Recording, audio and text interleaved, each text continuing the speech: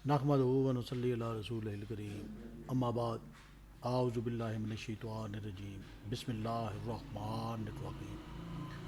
दर्स सही बुखारी शरीफ के सिलसिले में जिल्द नंबर 1 और आज हम हदीस नंबर 4 बयान करेंगे। किताबुल वही और वही का बयान। मूसा बिन इस्माईल अबू अवाना, मूसा बिन अबी आयशा, सईद बिन जुबैर अल्लाह ताला की कौर, ला तो हर रख बिही लिसाना का लेता जल बिह, जल्द याद कर लेने के लिए अपनी ज़बान को ना हिलाइए, के मुतल्लक़ हज़रत इब्ने अब्बास रज़ी अल्लाह ताला अन्हु से रिवायत करते हैं। उन्होंने बयान किया कि कुरान उतरते वक्त आ हज़रत सल्लल्लाहु अलैहि वसल्लम सख्त मेहनत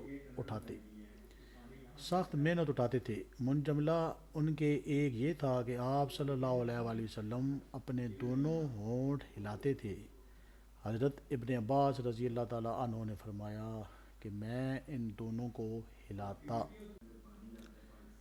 हूँ जिस तरह आप हिलाते थे, और सईद ने बयान किया कि मैं दोनों होंठ हिलाता हूँ जिस तरह हज़रत इब्ने अब्बास रज़ी अल्लाह ताला अन्हु को जुम्बश देते हुए देखा।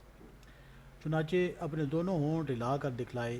चुनाचे अल्लाह ताला ने यह आयत नाज़िल फरमाई कि ए मुहम्मद सल्लल्लाहु अलैहि वसल्लम, कुरान को जल्द करने के लिए अपनी ज़बान को ना हिलाओ, इसका जमा करना और पढ़ाना हमारे ज़िम्मे है।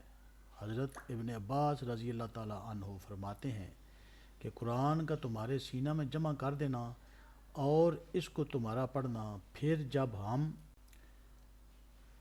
इसको पढ़ लें तो उसके पढ़ने की पैरवी को इब्ने अब्बास रज़ी अल्लाह ताला अन्हु फरमाते हैं, यानी इसको सुनो और चुप रहो, फिर यकीनन इसका मतलब समझा देना हमारे ज़िम्मे है, फिर बिलाशुबा मेरे ज़िम्मे है कि तुम उसको पढ़ो। चुनाचे इसके बाद जब जिब्राईल अलैहिस्सलाम आप सल्लल्लाहु अलैहि वसल्लम के पास आते तो आप सल्लल्लाहु अलैहि वसल्लम गौर से सुनते। फिर जब जिब्राईल अलैहिस्सलाम चले जाते तो इसको रसूलुल्लाह सल्लल्लाहु अलैहि वसल्लम पढ़ते थे जिस तरह जिब्राईल अलैहिस्सलाम ने पढ़ा था। अल्लाह ताला हमें अहादीस मुबारका पर अमल करने की तौफीक अता फरमाए। आमीन।